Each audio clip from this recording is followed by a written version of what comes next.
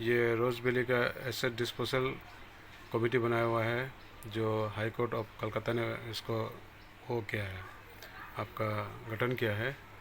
तो पहले कैसे करके आप फॉर्म को फिलअप करेंगे, ये देखिए सारा डिटेल दिया हुआ है।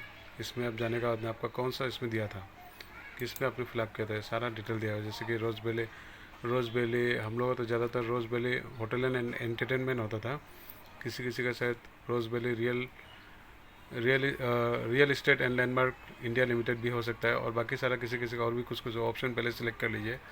जैसे कि ये एक हो गया। उसके बाद फर्स्ट इन्वेस्टर, जैसे कि आप किसी का भी नाम दे दीजिए, ये नाम हम फिलअप करके उसका बाद में एज डालिए। एज डालने के बाद में मेल फीमेल जो है उसको डाल देना है, फ़ोन नंबर डालना है, आइडेंटिटी कार्ड जैसे कि आधार कार्ड ले दिया, उसका बाद में आधार कार्ड का नंबर यहाँ डालना है। उसके बाद आपको वो सब करने के बाद में सेकंड इन्वेस्टर करनी ही है। उसके बाद में थर्ड में जो ये पॉलिसी होल्डर का फादर का नाम दे दीजिए, अगर लेडीज़ है तो अपना हस्बैंड का नाम दे दीजिए। तो उसके बाद में आपको अपना ये एड्रेस फिलअप करना है। एड्रेस फिलअप करने का तो फिर स्टेट में जाने का, तो कौन सा स्टेट से है, तो जैसे कि आप सोच लीजिए अरुणाचल प्रदेश करने का, तो फिर डिस्ट्रिक्ट कौन सा डिस्ट्रिक्ट है, डिस्ट्रिक्ट में चले जाइए, एक डिस्ट्रिक्ट ले लीजिए, फिर पिन कोड डाल दीजिए। उसके बाद आपको यहाँ इसका डिटेल फिलअप करना है, investment certificate number, bone number. तो इसमें आपको इन्वेस्टमेंट में देखिए सर्टिफिकेट में एक नंबर होता है, वो नंबर को डालना है। मेरे हिसाब से मैंने तो ऐसे ही डाला है। उसका जो सर्टिफिकेट का जिसका नाम है, सर्टिफिकेट में जिसका नाम है पॉलिसी होल्डर, उसका नाम लिखना है। डेट ऑफ इन्वेस्टमेंट जैसे कि कौन सा साल में किया था आपने, यहाँ से डालिए। तो 2012 मैंने एक एग्जांपल लिया था 2012 का, तो 2012 में क्लिक किया। उसके बाद में यहाँ 2012 में किया, कौन सा महीना का है, ये सोच लीजिए नवंबर का है, उसमें कौन सा तारीख कौन सा डेट मैंने 30 का लिया है एग्जांपल। उसका इन्वेस्टमेंट अमाउंट, कितना अमाउंट का आपने इन्वेस्ट किया था उसमें, उसका डेट ऑफ मैच्योरिटी, कौन सा डेट में मैच्योरिटी, जैसे कि अगर 3 साल का लगे आपने किया होगा तो 2012 से होगा तो 2015 को सर्टिफिकेट में डेट दिया हुआ है, उस हिसाब से कीजिए। उसके बाद में कितना अमाउंट रिसिव एट मैच्योरिटी में आपको कितना मिलना था और कुछ रुपया आपको मिला क्या, उसके बाद में कितना अमाउंट मिलना है, ये सब करने का तो आपको जाना है। ये नहीं होगा जब तक आप ये फर्स्ट पेज फिलअप नहीं कर पाएंगे, तब तक नहीं हो पाएगा। तो फर्स्ट पेज फिलअप होने के बाद में आपको ये अपलोड में जाना है, तो मैं अपलोड वाला भी अभी आपको दिखाऊंगा। ज़्यादा इंपॉर्टेंट है ये बैंक डिटेल ऑफ इन्वेस्टर। यहाँ पे जैसे कि बैंक आपका कौन सा बैंक है, आप जैसे कि स्टेट बैंक होगा, ज़्यादातर का स्टेट बैंक ही होगा, तो स्टेट बैंक को ले लीजिए। उसका तो ब्रांच कौन सा है, जैसे कि सोच लीजिए ब्रांच का नाम लिख दीजिए।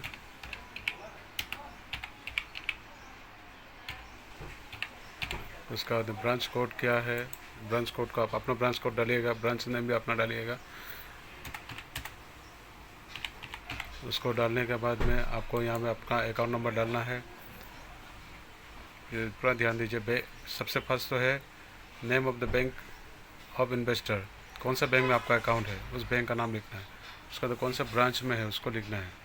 उसका the branch code, name of the branch code, ये पासबुक में दिया रहता है। और उसके बाद अपना अकाउंट नंबर का आप डालिएगा, यहाँ से ध्यान से अकाउंट नंबर का डालिएगा। फिर MICR ऑफ द बैंक, ये भी आपका, ये भी कोड जरूरी है, ये कोड नहीं फिलअप नहीं करेंगे। यहाँ से कोई भी अगर एक भी ब्लैंक रह गया तो फिर ये आपको नेक्स्ट प्रोसेस नहीं लेता है। तो ये सबको पूरा फिलअप कीजिएगा। ये भी आपका बैंक पासबुक में मिल जाता है, ये तो IFSC कोड आपको चेकबुक में मिल जाता है। उसका बाद का प्रोसेस है यहाँ आना है, यहाँ आइए पूरा डिटेल फिलअप कीजिए। डिटेल फिलअप करने का तो नेक्स्ट में आपको जैसे कि ये जाना है आपका कंटिन्यू फॉर डॉक्यूमेंट्स अपलोड। देखिए यहाँ मेरा नहीं हुआ क्योंकि मैंने बैंक डिटेल पूरा फिलअप नहीं किया, इसलिए बैंक डिटेल को please enter bank account number, तो बैंक डिटेल को पूरा फिलअप करने के बाद ही होगा। तो नेक्स्ट वीडियो में मैं आपको डॉक्यूमेंट्स अपलोड कैसे करेंगे उसको दिखाऊंगा। मैंने अभी अपना ये बैंक डिटेल भी फिलअप कर दिया, अभी उसके बाद में मैं सारा फिलअप हो गया, अभी बैंक डिटेल भी फिलअप किया। उसके बाद मैं कंटिन्यू फॉर डॉक्यूमेंट्स अपलोड में मैं क्लिक कर रहा हूँ। कंटिन्यू फॉर डॉक्यूमेंट्स अपलोड अभी इसमें होगा। ये होने के बाद इसमें डॉक्यूमेंट्स को सारा अपलोड करना है। डॉक्यूमेंट्स अपलोड का जगह में ऑप्शन आ गया। ऑप्शन आने के बाद में क्या करना है, आपको एक एक चीज़ को आपको अपलोड करना है। यहाँ देखिए क्या क्या चाहिए। ओरिजिनल सर्टिफिकेट ऑफ इन्वेस्टमेंट, जैसे कि देखिए मैंने रखा हुआ है फाइल पे, वहाँ से मैं क्लिक करूँगा। ये हो गया सर्टिफिकेट। इसको मैंने लिया, उसका अपलोड किया। अपलोड करने के बाद देखिए क्या ऑप्शन आता है।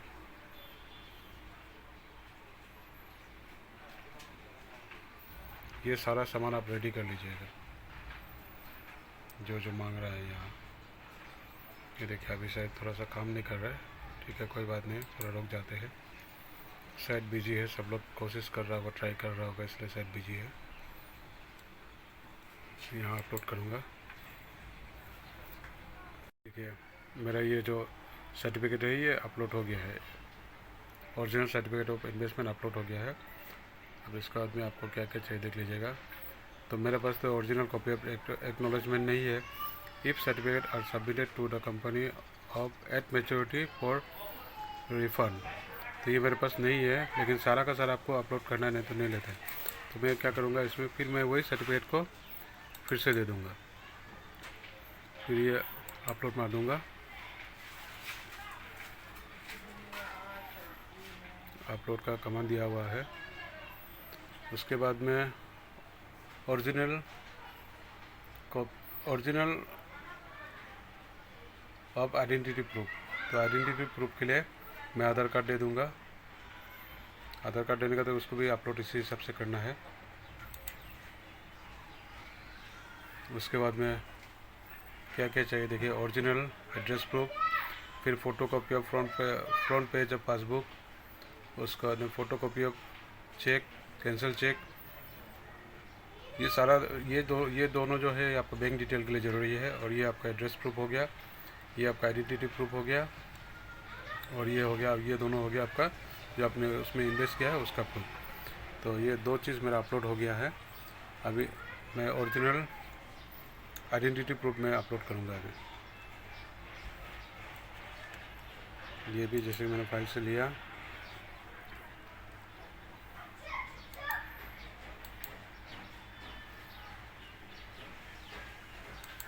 मैंने फाइल पे रखा था, इसलिए मैं फाइल से ले लूँगा।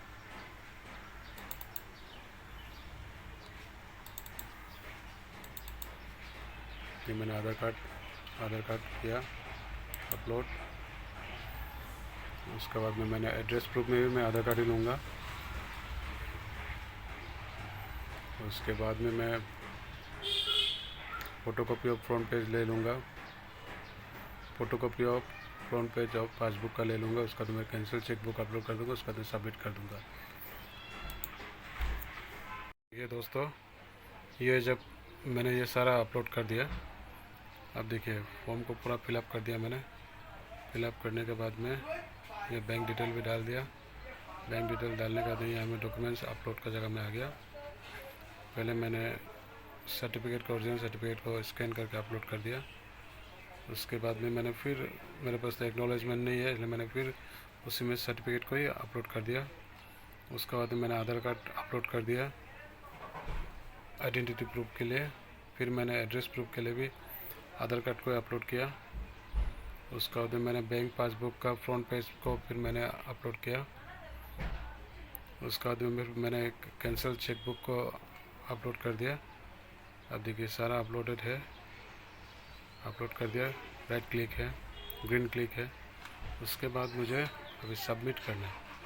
सबमिट करने के बाद में क्या आता है देखिए, ये देखिए सबमिट करने के बाद में इन्वेस्टर सेव सक्सेसफुली, इसका मतलब मेरा जो भी डालना था वो सेव हो गया सक्सेसफुली।